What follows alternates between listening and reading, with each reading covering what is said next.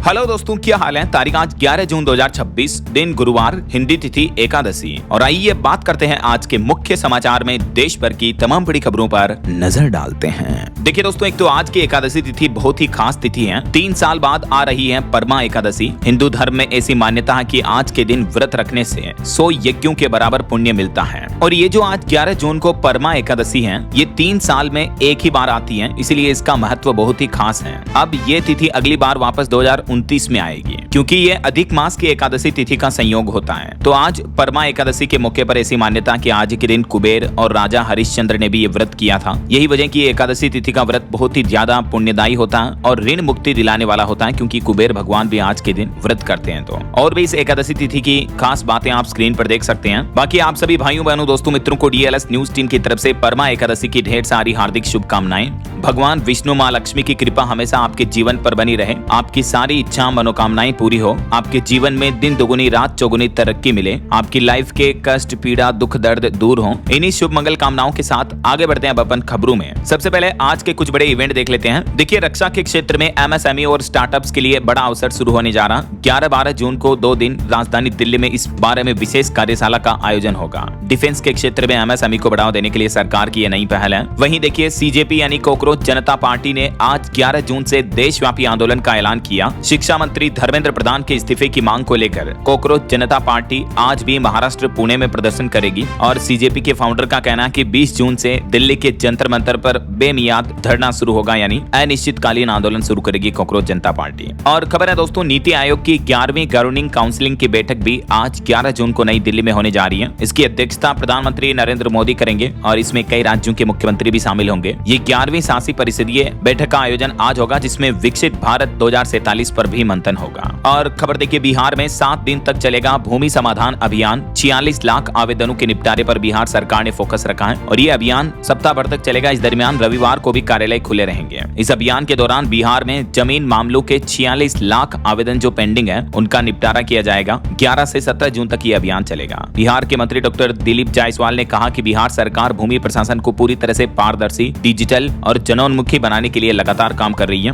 और इसी के उपलक्ष्य में ये नया अभियान शुरू किया जा रहा है। और मौसम विभाग का भी कहना है कि 11 जून से बदलेगा देश भर में मौसम। दिल्ली, यूपी, बिहार से लेकर राजस्थान तक कई राज्यों में गर्मी खत्म होगी और भारी बारिश, आंधी तूफान की चेतावनी है। तो आगे मैं आपको बताऊंगा और भी पूरे मौसम समाचार विस्तार से। फिलहाल आगे बढ़ते खबरों में देखिए आप, अमेरिका, इजराइल, ईरान जंग पर बड़ी खबर आ रही है। एक बार फिर से युद्ध भड़क गया। पश्चिम एशिया में तनाव बढ़ा। ईरान ने दावा किया कि बहरीन में अमेरिकी बेस पर भी ड्रोन हमला किया गया। और बीते दिन ओमान के पास जहाज पर भी हमला हुआ। और दुखद बात यह है कि इस हमले के बाद 3 भारतीय लोग अभी भी लापता हैं। हालांकि 21 क्रू मेंबर्स को बचा लिया गया, जो भारतीय क्रू मेंबर्स थे जिस जहाज पर हमला हुआ। उनमें से 21 का रेस्क्यू कर लिया, लेकिन 3 अभी भी लापता हैं। भारत के विदेश मंत्रालय ने इस घटना की निंदा की और ओमान के पास भारतीय क्रू वाले टैंकर पर हमले को लेकर भारत ने कड़ी आपत्ति भी जताई। इस बारे में यूएस राजनयिक को भी तलब किया। अभी ईरान और अमेरिका दोनों तरफ से हमले तेज हो चुके हैं। देखिए, अमेरिका ने भी होर्मुज के पास एक और ऑयल टैंकर पर मिसाइल अटैक किया। इसी घटना में 3 भारतीय लापता हो गए। और अब तो ट्रंप ने यह भी कह दिया कि ईरान ने हमारे साथ समझौता नहीं किया, इसकी कीमत चुकाएगा। ईरान खुद को दबंग समझता था, लेकिन अब वो खत्म हो जाएगा।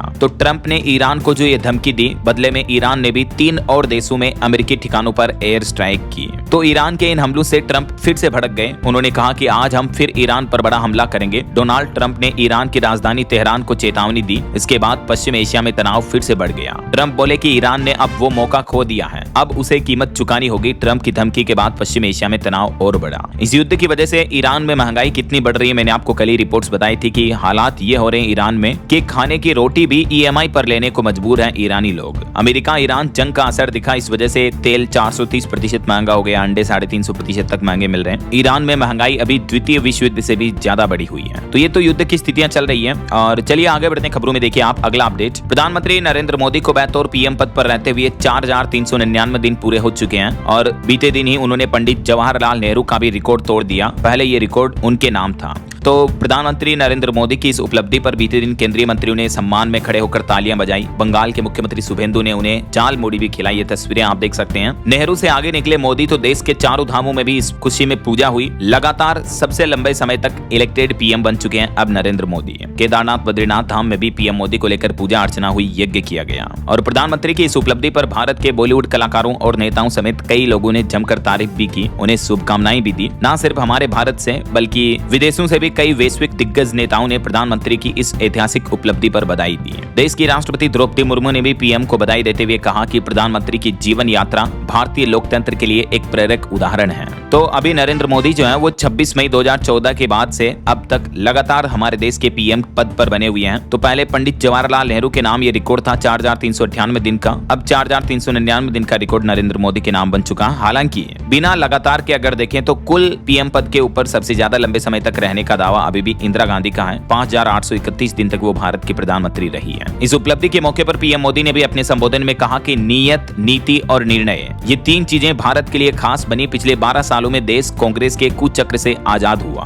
आज जनता भारत में स्थिरता देख रही है। पीएम के 12 साल के कार्यकाल पर पीएम मोदी ने अपने संबोधन में कहा कि कांग्रेस ने नाकामी का कलंक हिंदुओं पर लगाया, हमने सालों के काम महीनों में किए। तो ये कुछ राजनीतिक चर्चाएं देखने को मिली। चलिए अगली बड़ी खबर देखिए। भारतीय रिजर्व बैंक आरबीआई ने देश के बैंकिंग सिस्टम पर बड़ा एक्शन लेते हुए 135 एनबीएफसी बैंकों के लाइसेंस रद्द कर दिए हैं। सबसे ज्यादा पश्चिम बंगाल के बैंकों के लाइसेंस हटाए गए। नियमों की अनदेखी और कार्य में लापरवाही के आरोप लगे इन बैंकों पर। एनबीएफसी यानी नॉन बैंकिंग फाइनेंशियल कंपनियों के लाइसेंस हटा दिए हैं रिजर्व बैंक ने। कुछ डिटेल्स आप देख सकते हैं। इसके अलावा आरबीआई ने एक और बड़ा फैसला लिया। एनआरआई लोगों के लिए डॉलर और रुपया के बीच स्वैपिंग सुविधा शुरू हो चुकी है हमारे देश में, और इसके लिए रिजर्व बैंक का प्लान है 7% तक ब्याज भी मिल सकता है। डॉलर के मुकाबले रुपये को मजबूती देने और विदेशी मुद्रा बढ़ाने के लिए आरबीआई ने यह फैसला लिया है। और बड़ी खबर देखिए, 30 जून से कागज के नोट बंद होने की खबरें चल रही हैं सोशल मीडिया पर। तो इसको लेकर अब पीआईबी फैक्ट चेक ने सच बताया, क्योंकि पिछले कुछ दिनों से प्लास्टिक के नोट हमारे देश में आने को लेकर चर्चा बनी हुई है। इस बीच अब सोशल मीडिया पर एक तेजी से खबर वायरल हो रही है, जिसमें बताया जा रहा है कि 30 जून 2026 के बाद कागज के सभी नोट बंद हो जाएंगे। तो पीआईबी फैक्ट चेक ने इस वायरल दावे को फर्जी बताया और इसका क्लियरिफिकेशन जारी किया कि अभी रिजर्व बैंक का ऐसा कोई इरादा नहीं है। आरबीआई ने या सरकार ने ऐसा कोई ऑफिशियल ऐलान नहीं किया है, ठीक है ना। तो नोट बंद नहीं होंगे, आप टेंशन ना लें। अगर रिजर्व बैंक प्लास्टिक के नोट लाएगा भी तो भी कागज के नोटों को पूरी प्रोसेस और तरीके से बदला जाएगा। तो इसलिए चिंता ना करें कोई भी देशवासी, है ना। और बैंक लोन पर एक बड़ी खबर आ रही है। लोन लेने वालों को तगड़ा झटका लगा। अब 2 और बड़े सरकारी बैंकों ने भी बैंक लोन की ब्याज दरें बढ़ा दी हैं। घर पर home loan, car loan, personal loan, किसी भी तरह का लोन लिया हुआ है अपने, तो अब महंगा पड़ेगा, क्योंकि एचडीएफसी बैंक के बाद अब बैंक ऑफ बड़ौदा और केनरा बैंक ने भी अपनी एमसीएलआर रेट्स में बढ़ोतरी कर दी है। और ये बढ़ी हुई नई दरें 12 जून 2026 कल से ही लागू हो जाएगी, जिसका सीधा असर बैंक लोन वाले ग्राहकों पर पड़ने वाला है। किस बैंक ने कितनी ब्याज दरें बढ़ाई है, तो इसको लेकर डिटेल्स भी आप देख सकते हैं। बैंक ऑफ बड़ौदा की तरफ से एमसीएलआर में 0.05% की बढ़ोतरी की गई है और केनरा बैंक ने भी इतनी ही बढ़ोतरी की है। अलग अलग टाइम पीरियड के लोन सब महंगे होंगे। हाल ही में अभी इससे एक दिन पहले एचडीएफसी बैंक ने भी लोन की रेटें बढ़ाई थी। मैंने आपको बताया था अपडेट डीएलएस न्यूज चैनल पर। चलिए अगली बड़ी खबर देखिए। सूक्ष्म वित्त संस्थाओं को भी बड़ी राहत दी केंद्र सरकार ने। ऋण गारंटी योजना की अवधि बढ़ा दी है और इसकी सीमा भी अब 1000 करोड़ रुपए तक रहेगी। भारत सरकार ने सूक्ष्म वित्त संस्थाओं के लिए क्रेडिट गारंटी स्कीम 2.0 की अवधि को बढ़ाकर 31 अगस्त 2026 तक कर दिया है। तो इससे ऑल ओवर कुल मिलाकर डायरेक्टली इनडायरेक्टली देश में कारोबार व्यापार को बढ़ावा मिलेगा, राइट। और बड़ी खबर देखिए, मध्य प्रदेश में अब 2 से ज्यादा बच्चे नहीं बनेंगे सरकारी नौकरी में बाधा। दरअसल मध्य प्रदेश सरकार ने इस नियम को बदल दिया। मुख्यमंत्री डॉक्टर मोहन यादव ने जो सरकारी नौकरी की सेवा में अधिकतम 2 बच्चों की सीमा थी, इस नियम को अब निरस्त कर दिया है। तो 2 या 2 से ज्यादा बच्चे वाले भी नौकरी के पात्र होंगे और नौकरी में रह सकेंगे ऐसा।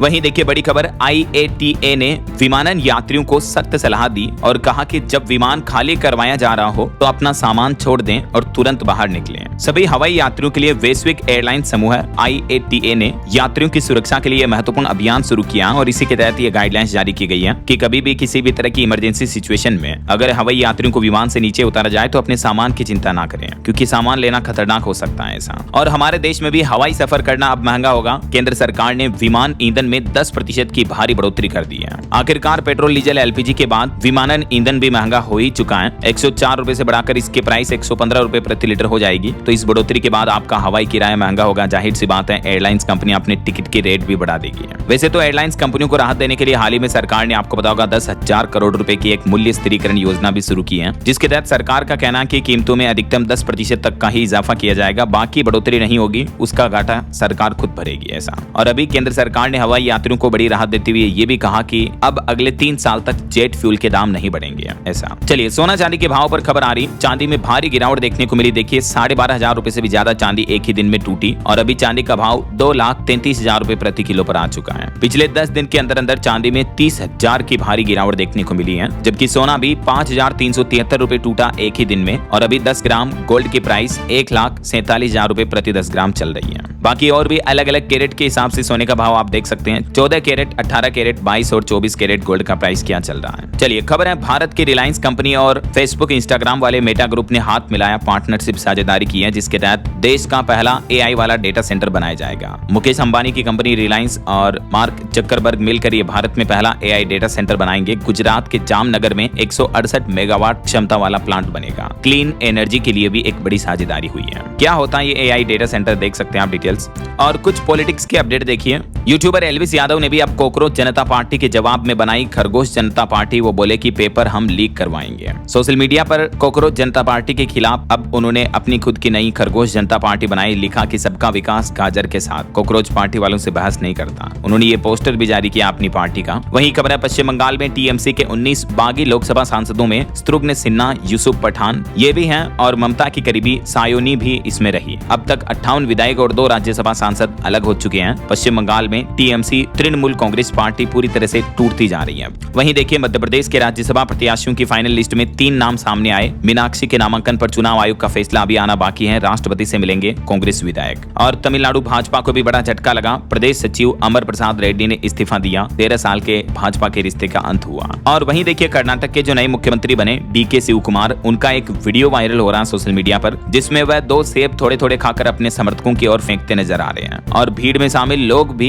शिव कुमार के झूठे सेब पाने के लिए मशक्कत कर रहे हैं। भारी होड़ाहोड़ मची हुई है। तो ये वीडियो सामने आने के बाद भाजपा ने कहा कि जनता भीख नहीं सम्मान मांगती है। ऐसा व्यवहार कांग्रेस की सोच का आईना दिखाता है। और कहीं न कहीं देखा जाए तो वाकई में ऐसी हरकतें तो बहुत ही घटिया हरकत हैं। एक मुख्यमंत्री को तो कम से कम ऐसी हरकतें नहीं करनी चाहिए। ये अपने आप को भगवान क्यों समझते हैं कि इनका झूठा खाने से उनका उद्धार हो जाएगा जनता का, पता नहीं। और वहीं देखिए, दिल्ली दौरे पर पहुंचे तमिलनाडु के मुख्यमंत्री थलापति विजय। राहुल गांधी, सोनिया गांधी से मुलाकात की और अब ये नीति आयोग की बैठक में भी शामिल होंगे। और बड़ी खबर देखिए, RSS के मुख्यालय और महाराष्ट्र के मुख्यमंत्री दफ्तर और मुंबई पुणे मेयर ऑफिस को बम से उड़ाने की धमकी मिली। खालिस्तान नाम से भेजे गए ईमेल, महाराष्ट्र में जांच एजेंसियां सतर्क हुई। और खबर है, शंकराचार्य अविमुक्तेश्वरानंद पर यौन शोषण का आरोप लगाने वाले आशुतोष अब अपने बयानों से पलटते नजर आए। वो बोले कि राम भद्राचार्य के शिष्यों के दबाव में आकर मैंने फर्जी FIR करवाई। इस साजिश में कई अफसर भी शामिल सामने आ रहे हैं। अब उन्होंने फेसबुक पर एक वीडियो जारी करके अब अपनी गलती मानी है। और मणिपुर हिंसा पर बड़ी खबर देखिए, मणिपुर के कांगपोकपी जिले में 6 शव बरामद हुए। नगा समुदाय से जुड़े होने की आशंका है। 27 दिन पहले उग्रवादियों ने इनको बंधक बनाया था। वहीं खबर आ रही, उड़ीसा पुरी मंदिर को भगवान जगन्नाथ से जुड़े 3 नामों, जिसमें आनंद बाजार, श्री पतित पावन और श्री जगन्नाथ मंदिर, इन तीनों नामों का प्रशासन का पेटेंट मिल चुका है। अब इन नामों का इस्तेमाल इसी मंदिर के लिए किया जा सकेगा ऐसा। वहीं उत्तर प्रदेश अयोध्या के राम मंदिर में चढ़ावे में जो हाल ही में चोरी के मामले को लेकर कुछ खुलासे सामने आए थे, तो इन दावों पर भी अब PMO सख्त हुआ। राम मंदिर ट्रस्ट से रिपोर्ट मांगी, आरोप लगे तो जांच की जाएगी। अब भाजपा नेता ने लेटर लिखकर CBI जांच की भी मांग की थी। वहीं खबर है, राम को काल्पनिक कहने पर राहुल गांधी के खिलाफ दोबारा सुनवाई हुई। वाराणसी कोर्ट ने निचली अदालत का फैसला भी रद्द किया। और हिमाचल के मुख्यमंत्री भी नीति आयोग की मीटिंग में शामिल होने के लिए दिल्ली पहुंचे। PM मोदी इस मीटिंग की अध्यक्षता करेंगे, आज ही होने जा रही है। और साइबर फ्रॉड से जुड़ी बड़ी खबर देखिए, 36,000 भारतीय सिम कार्ड कंबोडिया में एक्टिव हैं, जिन्हें साइबर धोखाधड़ी के लिए इस्तेमाल किया जाता है। इन्हीं में से 5,300 कार्ड का इस्तेमाल किया गया हाल ही के कुछ साइबर ठगी के घटनाओं में भी। ED की जांच में यह बड़ा खुलासा सामने आ रहा है। और खबर है, राजस्थान राज्य में रिफाइनरी से इसी महीने शुरू होगा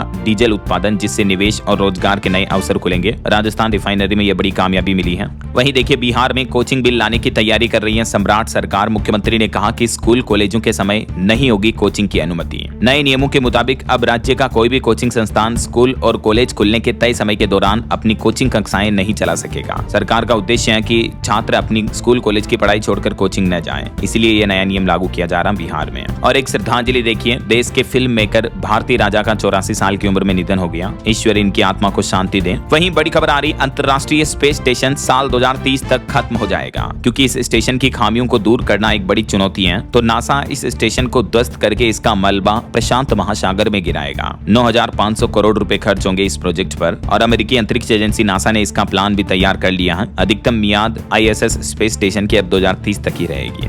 और चारधाम यात्रा पर अपडेट आ रहा, केदारनाथ हेली सेवा के लिए दूसरे चरण की बुकिंग शुरू हुई। IRCTC के पोर्टल पर टिकट मिल रहे हैं, 6000 से लेकर 12000 तक किराया होगा। वहीं उत्तर मध्य रेलवे ने एक बड़ा फैसला लिया, निजी हाथों में सौंप दी टिकट वितरण की व्यवस्था। अब कमीशन के आधार पर युवाओं को रोजगार भी मिलेगा। उत्तर मध्य रेलवे NCR की तरफ से ये नई पहल की गई है। रेलवे टिकट बुकिंग और वितरण की प्रक्रिया का प्राइवेटाइजेशन किया गया है। बहरहाल अभी तो अपन कुछ और महत्वपूर्ण और काम की खबरें देखेंगे दोस्तों, लेकिन फिलहाल वक्त तो चला है आज के ताजा मौसम समाचार जानने का। और हाँ, एक छोटी सी रिक्वेस्ट आपसे ये है कि अगर आप DLS न्यूज चैनल से अभी तक भी जुड़े नहीं हो तो जुड़ जाइए, चैनल को सब्सक्राइब करके बेल आइकन जरूर दबा दीजिए और इस वीडियो पर एक लाइक और शेयर भी कर देना, ताकि आपको रोजाना की ताजा खबरें, महत्वपूर्ण मुख्य समाचार, काम के न्यूज अपडेट सबसे पहले आपके मोबाइल पर मिलते रहेंगे। ओके, और चलिए बिना टाइम वेस्ट किए सीधा आगे बढ़ते हैं मौसम अपडेट में। तो देखिए दोस्तों, मौसम विभाग का कहना है कि उत्तर भारत को जल्द ही भीषण गर्मी से राहत मिलेगी। आज 11 जून से देश भर में मौसम का मिजाज बदलेगा। कई राज्यों में आंधी बारिश का अलर्ट है। मानसून भी अब धीरे धीरे अन्य राज्यों में सक्रिय हो रहा है। देखिए, बीते दिन भी आंधी बारिश के कारण राजधानी दिल्ली से जयपुर डाइवर्ट हुई 2 फ्लाइट्स। उत्तर प्रदेश में भी आंधी बारिश का अलर्ट है। 100 से ज्यादा जगहों पर पेड़ पौधे उखड़ गए। मुंबई में भी लैंडस्लाइड की घटनाएं देखने को मिली। 5 कारें भी मलबे में दब गई। कुछ अलग अलग राज्यों की मौसमी स्थितियां देखिए आप। मध्य प्रदेश के बालाघाट उमरिया में बारिश की चेतावनी। सौसर में पेड़ उखड़े। खजुराहो में 45 डिग्री पहुंचा तापमान। डिंडोरी मंडला समेत MP के 17 जिलों में आंधी बारिश का अलर्ट है आज भी। राजस्थान में भी आज भारी बारिश की चेतावनी। श्रीगंगानगर दूसरे दिन सबसे गर्म इलाका रहा, लेकिन राजस्थान के कई जिलों में आज 11 जून को बारिश का ऑरेंज अलर्ट जारी किया है। उत्तरी और पूर्वी राजस्थान के इन जिलों में देख सकते हैं आप। और कल 12 जून को भी बारिश की चेतावनी रहेगी। यही बारिश का सिलसिला 13 जून तक भी जारी रहेगा राजस्थान में। उत्तर प्रदेश में भी आज से मौसम विभाग का कहना है कि प्री मानसून बारिश की शुरुआत हो जाएगी। यूपी के 35 शहरों में बारिश का अलर्ट है। आंधी तूफान से एक जगह ऑडिटोरियम की छत भी उड़ गई। एक महिला पर टीन शेड गिरा। 3 लोगों की मौतें भी हो गई। यूपी में भी अभी मौसम के हालात काफी गंभीर चल रहे हैं और आज से तो उत्तर प्रदेश में मौसम यू टर्न लेगा। वैसे तो यूपी के 56 जिलों में आंधी बारिश ओले गिरने की चेतावनी है, तो सावधान रहिएगा जरूर। वहीं देखिए, बिहार में भी 13 जून तक भारी बारिश का अलर्ट। लोगों के मोबाइल फोन पर भी प्रशासन ने अलर्ट सूचना भेजी और उसके बाद फिर बिहार में 15 जून को मानसून की भी एंट्री हो जाएगी। हालांकि अल नीनो के कारण इस बार बारिश कम होने के ही आसार रहेंगे। और पंजाब में भी देखिए, आंधी के कारण एक बच्चे की मौत हो गई। मानसा में लोहे का गेट ऊपर गिर गया। अगले 4 दिन पंजाब में आंधी बारिश ओले गिरने का अलर्ट है। पहाड़ी राज्यों की बात करें दोस्तों तो हिमाचल प्रदेश के ऊना में हीटवेव चल रही है, लेकिन आज से अब अगले 6 दिन तक हिमाचल में बारिश का सिलसिला रहेगा। अगले 48 घंटे तो सबसे ज्यादा भारी ओलावृष्टि और तूफान का ऑरेंज अलर्ट जारी किया है हिमाचल में।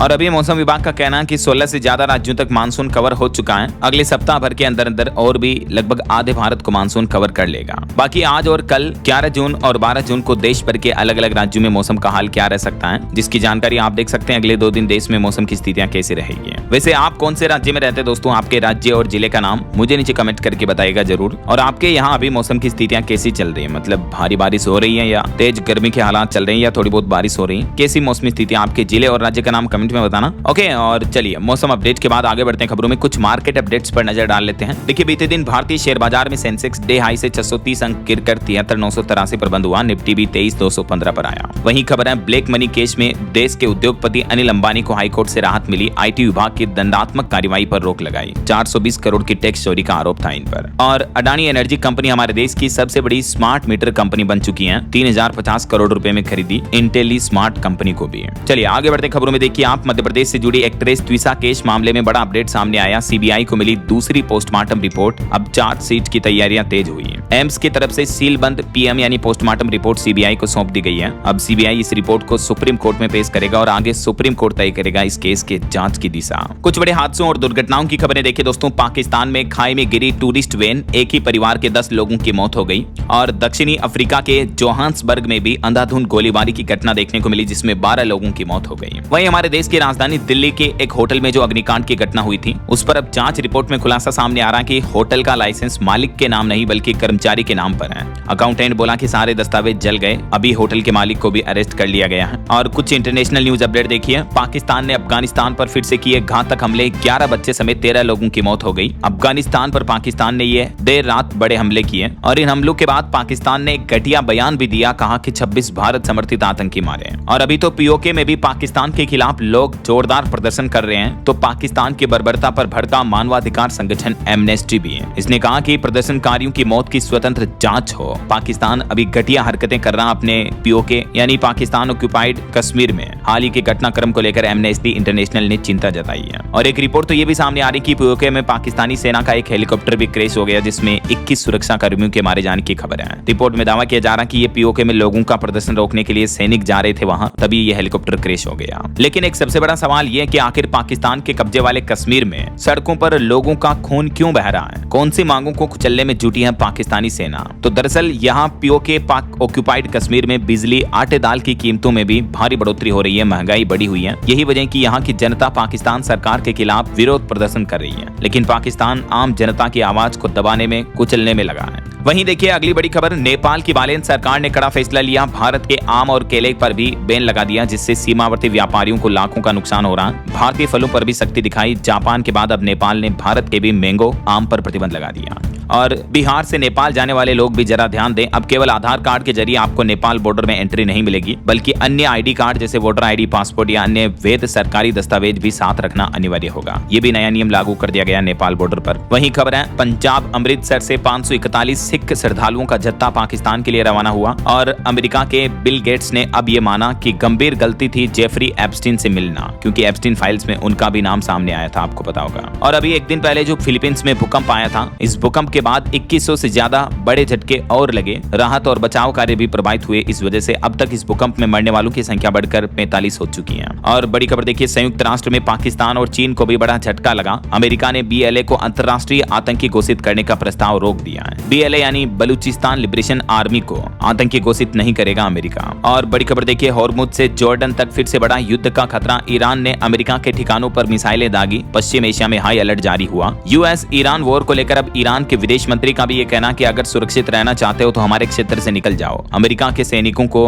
ईरानी विदेश मंत्री ने अब ये खुली धमकी दी है। तो देखा जाए तो ईरान अमेरिका की जंग एक बार फिर से भड़कती हुई नजर आ रही है। और अंतर्राष्ट्रीय न्यूज पर एक और बड़ी खबर आ रही कि अलबामा में नाइट्रोजन गैस से मृत्युदंड पर स्थायी रोक लगाने का फैसला लिया गया। जज ने कहा कि यह प्रतिबंध का उल्लंघन है। वहीं चीन के राष्ट्रपति शी जिनपिंग का उत्तर कोरिया का दौरा पूरा हुआ, लेकिन कोई भी समझौता नहीं हो पाया चीन नॉर्थ कोरिया के बीच। और देखिए, अमेरिकी अंतरिक्ष एजेंसी नासा ने आर्टेमिस मिशन 3 का ऐलान किया। इस मिशन के लिए क्रू मेंबर का भी ऐलान कर दिया गया। अगले साल 2027 में बड़ा परीक्षण होगा। स्पेसएक्स और ब्लू ओरिजिन में रेस होगी। ओके, तो ये तो कुछ इंटरनेशनल अपडेट्स रहे। और चलिए दोस्तों आगे बढ़ते हैं खबरों में। अगली खबर देखिए, हिमाचल प्रदेश सरकार ने बड़ा फैसला लिया। 73 सरकारी स्कूलों का विलय किया जाएगा, 20 को बंद किया जाएगा। वहीं उत्तर प्रदेश में सामूहिक विवाह योजना के नियमों में बदलाव किया गया। उपहार खरीद की प्रक्रिया को बदल दिया। इसके पीछे चांदी की बढ़ती कीमत वजह बनी है। नए नियम के तहत अब दुल्हन को मिलने वाली बिछिया और पायल की खरीद खुद बेटी ही करेगी। इसके लिए यूपी की योगी सरकार बेटी के खाते में पैसे भेज देगी, लेकिन चांदी की बिछिया पायल खरीद कर बेटियों को नहीं दी जाएगी। देख सकते हैं आप इस नियम के बारे में विस्तृत जानकारी भी। वहीं उत्तर प्रदेश की राज्यपाल ने भी एक बड़ा फैसला लिया। यूपी में धर्मांतरण रोकने के लिए मेडिकल कॉलेजों में बनेगी विशेष सेल। इस बारे में दिशा निर्देश भी जारी कर दिए हैं यूपी राज्यपाल आनंदीबेन पटेल ने। और एक रिपोर्ट सामने आ रही कि हार्वर्ड और स्टैनफोर्ड के एक्सपर्ट के मुताबिक लाइफ स्पेन भूलकर सोल स्पेन पर ध्यान दें, क्योंकि आजकल की लाइफ में कई लोगों के जीवन में ये देखने को मिल रहा है कि सब कुछ पाकर भी जीवन में एक अजीब सा खालीपन है। तो फिर आपको अपनी आत्मिक संतुष्टि जांचनी चाहिए।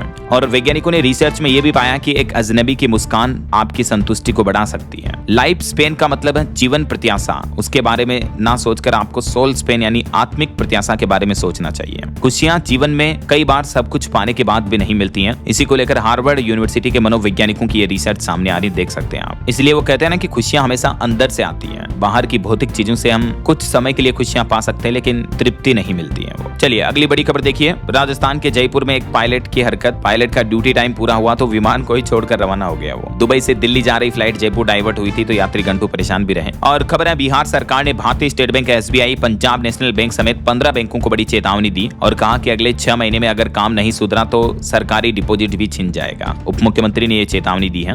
वहीं बिहार का पीएमसीएच अब थानों को ऑनलाइन भेजेगा पोस्टमार्टम रिपोर्ट। नया स्पेशल मोबाइल ऐप भी बनाया गया है इसके लिए। और बिहार की राजधानी पटना में भी प्रॉपर्टी का मिलेगा मालिकाना हक। 10% शुल्क पर फ्री होल्ड होगी पीआरडीए और नगर निगम की संपत्तियां। वहीं बिहार मुजफ्फरपुर के 8,000 परिवारों का बिजली बिल होगा जीरो, सरकार फ्री में लगाएगी सोलर पैनल, मेंटेनेंस की टेंशन भी नहीं रहेगी। और खबर है बिहार में अब शहरों में शुरू होगा विशेष भूमि सर्वेक्षण, मुख्यमंत्री सम्राट सरकार ने इसको लेकर नोटिफिकेशन भी जारी किया, जानकारी आप देख सकते हैं। चलिए आगे बढ़ते हैं खबरों में। देखिए आप अगला अपडेट, केंद्र सरकार की कैबिनेट की बैठक में 7 बड़े संकल्प लिए गए। केंद्रीय मंत्री अश्विनी वैष्णव ने बताया कि एक तो गुजरात अहमदाबाद मेट्रो फेज 2 परियोजना को मंजूरी मिल चुकी है। इसके अलावा कौन कौन से संकल्प लिए, देश में कौशल विकास को प्राथमिकता दी जाएगी, स्टार्टअप इंडिया मुहिम से जोड़ा जाएगा, नवाचार पर जोर देना जरूरी होगा, डिजिटल अर्थव्यवस्था को बढ़ावा देना अहम होगा, खेल जगत के लिए भी कुछ अहम फैसले लिए गए, उद्यमिता पर जोर देने की अपील की केंद्र सरकार ने और फिटनेस के लिए पहल कार्यक्रम चलाने का भी आह्वान किया देश भर की राज्य सरकारों से। और खबर है भारत के पहले C-295 विमान की परीक्षण उड़ान सफल रही, भारतीय वायुसेना ने बधाई भी दी पूरी टीम को।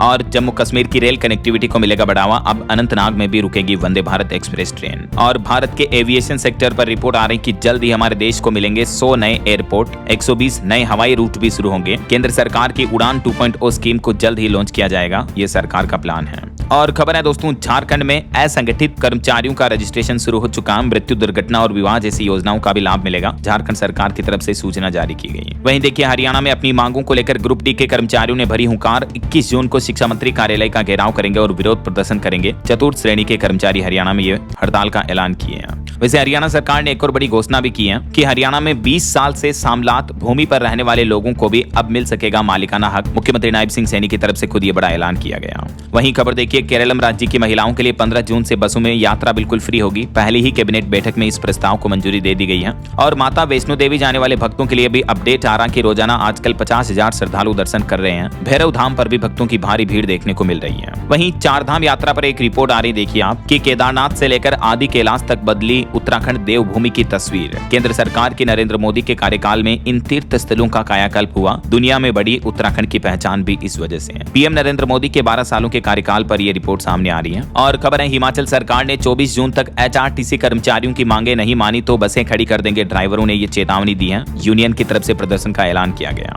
बीते दिन पंजाब में भी 8,000 कर्मचारी हड़ताल पर रहे, इस वजह से सरकारी बसों के पहिए थम से गए। और खबर है झारखंड में बालू खनन पर अब 15 अक्टूबर तक रोक रहेगी, माइनिंग पर अवैध डंपिंग पर सख्त कार्रवाई भी होगी। यूपी इलाहाबाद हाईकोर्ट ने एक बड़ा फैसला सुनाया, कहा कि 24 घंटे से ज्यादा किसी को भी अवैध हिरासत में रखने पर अब पुलिस को देना होगा 25,000 रुपए का मुआवजा। किसी भी क्राइम करने वाले अपराधी को 24 घंटे से ज्यादा हिरासत में नहीं रखा जा सकता, कोर्ट में चालान पेश करना अनिवार्य होता है ऐसा। वहीं खबर देखिए दिल्ली NCR में MCD ने नए सिरे से हेल्थ ट्रेड लाइसेंस देने का पोर्टल शुरू कर दिया है, अब सिर्फ FSSAI पंजीकरण पर ही मिलेगा लाइसेंस। दिल्ली में होटल रेस्तरां चलाने वाले कारोबारियों के लिए बड़ा अपडेट है, डिजिटली अब ये सुविधा मिलेगी। और महिला सुरक्षा के लिए तमिलनाडु के मुख्यमंत्री विजय कुमार ने लॉन्च की सिंग पेन स्पेशल फोर्स, जो आसमान से ड्रोन के जरिए भी निगरानी रखेगी। वहीं हिमाचल में 1,000 युवाओं को ई-टैक्सी और ई-रिक्शा पर मिलेगी 50% सब्सिडी, मुख्यमंत्री सुखविंदर सिंह सुक्खू बोले कि पूरी प्रक्रिया ऑनलाइन होगी। और इस बार आने वाले योग दिवस के मौके पर झारखंड राज्य के सभी सरकारी स्कूल खुले रहेंगे, 50 लाख स्टूडेंट्स को योग से जोड़ने की तैयारी कर रही है। 12 जून से विशेष अभियान भी शुरू करेगी झारखंड सरकार। और यूपी के कुछ अपडेट देखिए दोस्तों, उत्तर प्रदेश में निवेश और FDI को नई गति देंगे इन्वेस्ट यूपी और इन्वेस्ट इंडिया। योगी आदित्यनाथ की बैठक में इन पहल को लेकर विस्तृत चर्चा हुई। वहीं उत्तर प्रदेश में पर्यावरण प्रभाव निर्धारण अथॉरिटी के मानदेय में बढ़ोतरी हुई, हर मीटिंग पर अध्यक्ष को 6,000 और सदस्यों को मिलेंगे 5,000 रुपए।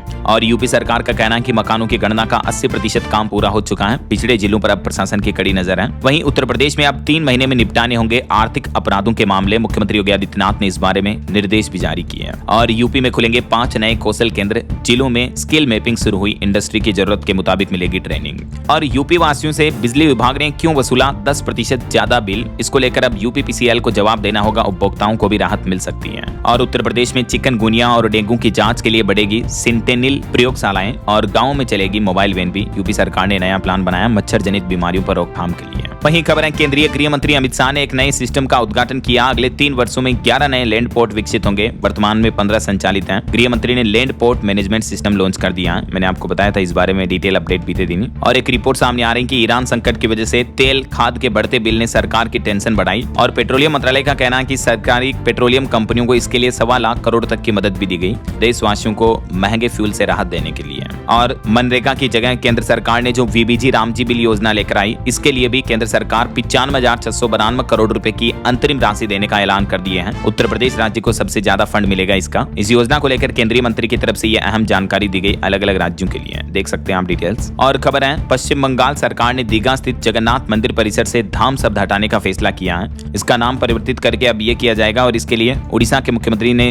पश्चिम बंगाल के मुख्यमंत्री शुभेंदु को धन्यवाद भी दिया, क्योंकि धाम अब उड़ीसा के पूरी जगन्नाथ धाम को ही उस नाम से जाना जाएगा। ऐसा खबर है, गुजरात के सूरत में 80 झुग्गियों पर चला बुलडोजर। नगर निगम बोला कि हमने नहीं की कार्रवाई, मामला हाईकोर्ट तक पहुंचा। और इस बार अमरनाथ यात्रा पर जाने वाले श्रद्धालुओं को बड़ी राहत दी सरकार ने। तभी रिवर फ्रंट पर ही मिलेगा स्वास्थ्य प्रमाण पत्र, वन स्टॉप सुविधा मिलेगी। आपका फिटनेस टेस्ट आपको ऑन द स्पॉट ही मिल जाएगा। ऐसा वहीं खबर है, छत्तीसगढ़ राज्य में सेल्फ डिक्लेरेशन सिस्टम लागू हुआ। अब 24 घंटे में मिलेगा पंजीयन पत्र। ऑनलाइन कर दी गई है पूरी प्रक्रिया को। और एक बड़ी भावुक करने वाली खबर देखिए, छत्तीसगढ़ के गरियाबंद जिले में अभी तक भी कई गाँव में बिजली नहीं पहुंची। 48 गाँव के 500 ग्रामीणों ने देश के प्रधानमंत्री नरेंद्र मोदी को अपने खून से खत लिखा और कहा कि कब बिजली आएगी हमारे यहाँ, सरकार बताए। सरकार को वाकई में ये गरियाबंद जिले के राजा पड़ाव क्षेत्र पर ध्यान देना चाहिए और ग्रामीणों के उद्धार को लेकर कुछ सख्त एक्शन कदम उठाने चाहिए। वहीं मध्य प्रदेश में पंचायत सचिवों के तबादलों के लिए नए नियम लागू हो चुके हैं। अब गृह, ग्राम और ससुराल में नहीं होगी पदस्थापना। वहीं उत्तर प्रदेश पंचायत चुनाव की वोटर लिस्ट में 29 लाख मतदाता बढ़े।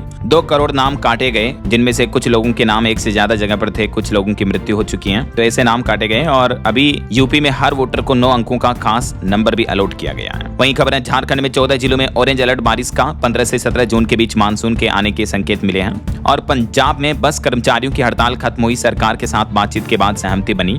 और वहीं देखिए दोस्तों, हमारे देश में मां के दूध पर एक रिपोर्ट सामने आ रही कि 100 में से 46 बच्चों को नहीं मिलता मां का दूध। और राजस्थान राज्य में तो देश से भी खराब स्थिति है, कई माताओं के बच्चों को मां का दूध नसीब नहीं हो पाता है। और खबर है, मध्य प्रदेश में अब लाइसेंस नहीं होने पर दुकानों और संस्थाओं पर कार्रवाई होगी। 7 दिन में अपना ट्रेड लाइसेंस अनिवार्य रूप से बना ले, इंदौर नगर निगम की तरफ से आदेश जारी किया गया। वहीं यूपीईएस ने राजस्थान जयपुर में पेश किया यूनिवर्सिटी ऑफ टुमारो का विजन। AI फर्स्ट शिक्षा मॉडल पर जोर दिया जाएगा। और राजस्थान के जयपुर में SMS स्टेडियम में 12 जून को जुटेगा किसानों का महाकुंभ। 4000 किसान लेंगे प्राकृतिक खेती का प्रशिक्षण भी। ओके, और चलिए कुछ एजुकेशनल अपडेट्स देख लेते हैं। देखिए, इग्नू यूनिवर्सिटी में 36 विषयों में PhD के लिए रजिस्ट्रेशन की प्रक्रिया शुरू हो चुकी है। 1 जुलाई तक मौका है। और यूपी सिपाही भर्ती परीक्षा भी खत्म हुई। अंतिम दिन 3 अभ्यर्थियों को भी गिरफ्तार किया गया, नकल वगैरह करते हुए पकड़े गए। और SBI रिक्रूटमेंट पर अपडेट आ रहा। रिटायर्ड बैंक कर्मचारियों के लिए 821 पदों पर भर्ती निकली है। लास्ट डेट आज ही है। वहीं खेल जगत से खबर देखिए, भारत 9 साल बाद श्रीलंका में टेस्ट सीरीज खेलेगा। 15 अगस्त से गोल में पहला टेस्ट होगा। वर्ल्ड टेस्ट चैंपियनशिप का हिस्सा होगी सीरीज। ओके, और अंत में आज के राशिफल पर नजर डाल लेते हैं। तो देखिए दोस्तों, वृष राशि वालों को रुका पैसा मिलने के योग है। और मीन राशि वालों को भी प्रॉपर्टी में फायदा हो सकता है। और भी कुछ अलग अलग राशियों का राशिफल आप देख सकते हैं स्क्रीन पर। और हाँ दोस्तों, आप मुझे कमेंट करके बताइए कि हम जो पानी पीते हैं उसका रासायनिक सूत्र क्या होता है, मतलब साइंटिफिक तरीके से उसको कैसे लिखते हैं। ये 4 ऑप्शन आप देख सकते हैं। जनरल साइंस का बहुत ही बेसिक क्वेश्चन है। कमेंट करके बताइए। सही जवाब देने वाले लोगों को रैंडमली सेलेक्ट होने पर DLS न्यूज टीम की तरफ से शानदार सरप्राइज गिफ्ट जीतने का मौका मिलेगा। और इसी के साथ ही अगर आपको वीडियो अच्छा लगा तो इसे लाइक करना, शेयर करना, DLS न्यूज चैनल को सब्सक्राइब करके बेल आइकन जरूर दबा देना, रोजाना ऐसी इंफॉर्मेटिव जानकारियां, महत्वपूर्ण समाचार देखते रहने के लिए। ओके, ख्याल रखिएगा अपने आप का, अपने परिवार का। मिलेंगे अगले नेक्स्ट अपडेट में, तब तक के लिए जय हिंद, जय भारत, वंदे मातरम।